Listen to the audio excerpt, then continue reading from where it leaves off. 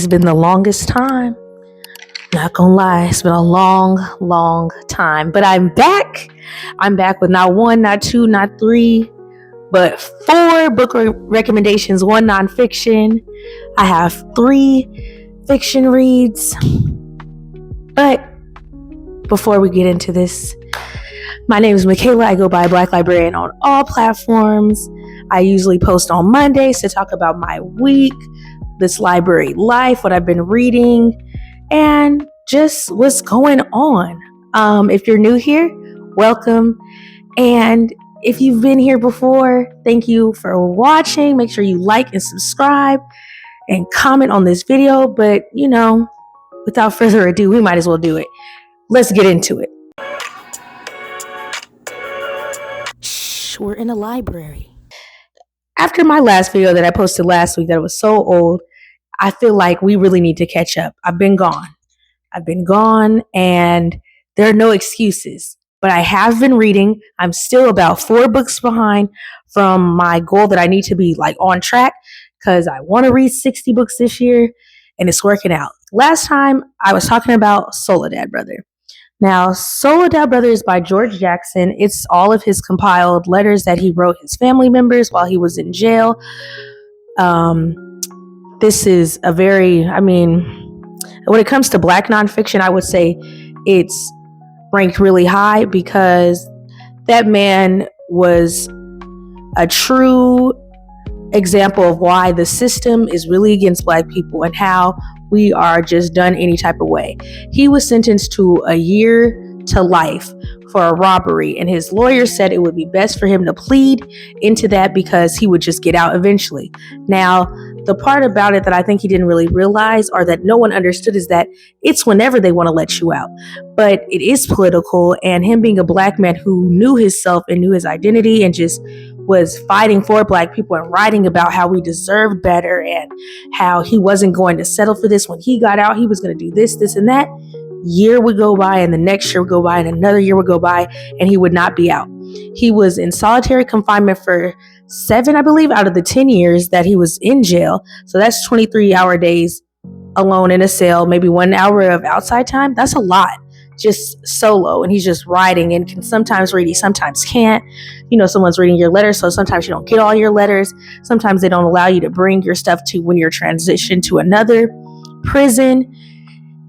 Yeah, it was a very sad story, and it was very heavy in the way that that this is still happening to people, especially young Black men, and it's not going to stop until someone cares enough to fix the system. And it seems like it's just getting worse, and especially in this political climate. I won't even get into that, but yes, Soledad Brother, I gave a 10 out of 10 just for its realness and how powerful it was.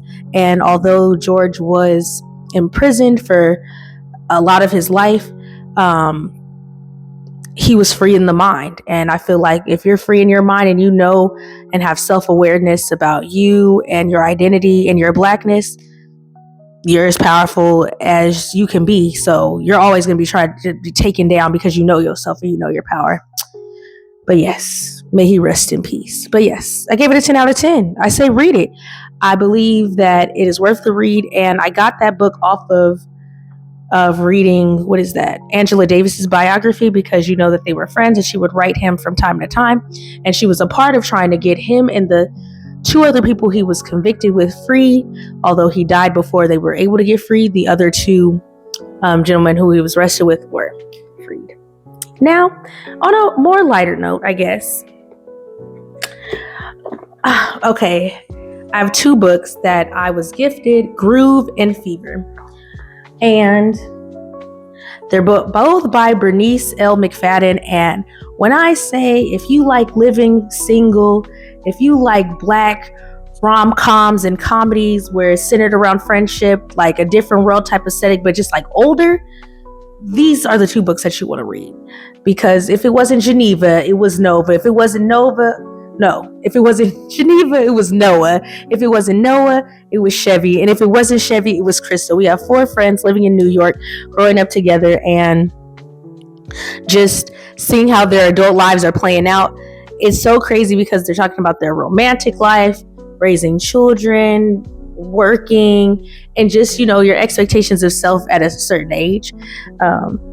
I feel like the first book had me hooked, and you get a continuation that sums up everyone perfectly. Like, you get a good, like, bow type ending where you could probably get a third book, but you don't really need it, if that makes sense. But I gave them both the 10 out of 10. I love just, I don't know, we don't have a lot of TV shows where Black young people are going through just their awakening into adulthood. I think Insecure is the last big one that we had, and even that was just for women. But just to give this dynamic, we need more of this. Like, when's the last time we had a living single? I'm really trying to think of it. If you could think of a show that's kind of like, I guess, on that same trajectory, where it was just like more lighthearted and they're just adulting, and it's not just like with so much trauma, then please put it in the comments. Because although there was like trauma pits, because it wouldn't be a real, I guess, television show or book without like the hills and the valleys of life. But yeah, if you have that, put it in the comments. Both were 10 out of 10. I enjoyed both. They were really good reads. Now, the last book I read, I don't have right now. Just like Soledad Brother, I had to return those. The Tenant by Frida McFadden. Now, if you've read The Housemaid, I read that whole series. That was the only books I've read by her. The Tenant is very similar in the way that it goes down her formula. It's a good old-fashioned, why is this happening to me? Who done it? Blake is having his life fall apart. He's trying to hold on to his fiancee Krista, and they're trying to figure out how to make ends meet when he loses his job. And they're like, oh, we should get a tenant. And that's where things start to get shaky, because they don't know what's going on once the tenant moves in. Like, things are happening that weren't happening before, but they need her, and it's just so much reveal at the end.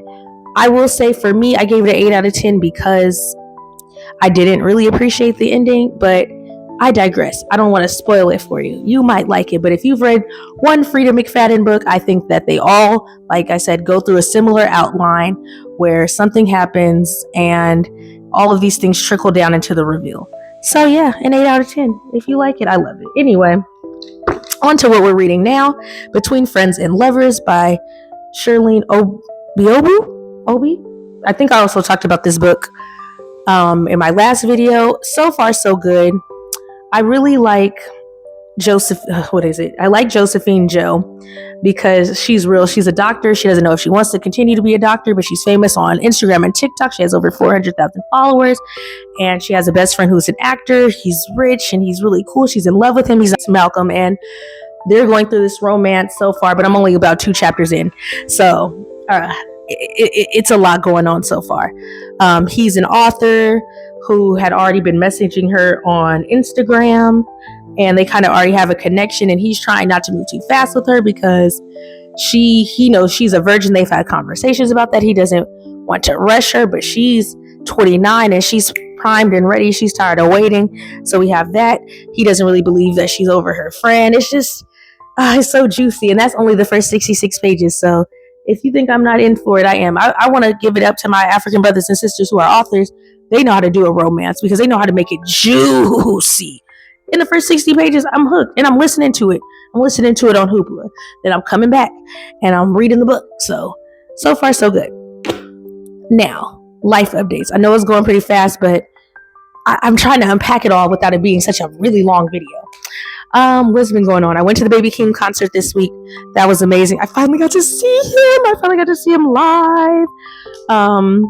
We're about to get ready for summer. I have all my programs finalized. I'm just making flyers now. It's starting to get crazy as the last months go on. These past 2 weeks, I had a lay program for graduation, and we are going to do graduation caps as well. So that's my next 2 weeks.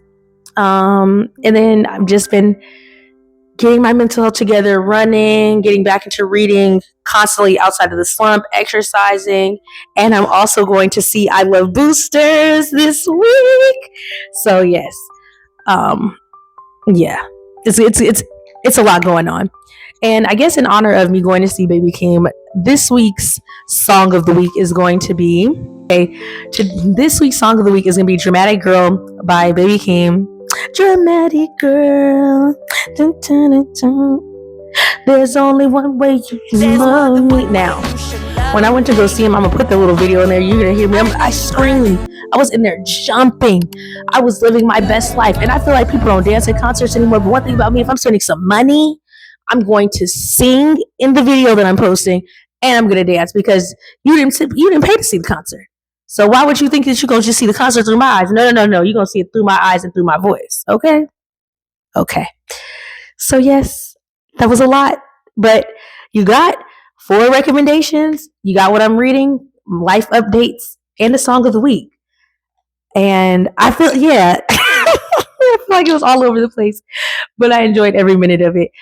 I appreciate y'all for watching and hanging in with me. I hope you have a great week ahead. This will be posted on a Monday. This is Sunday today. Yes.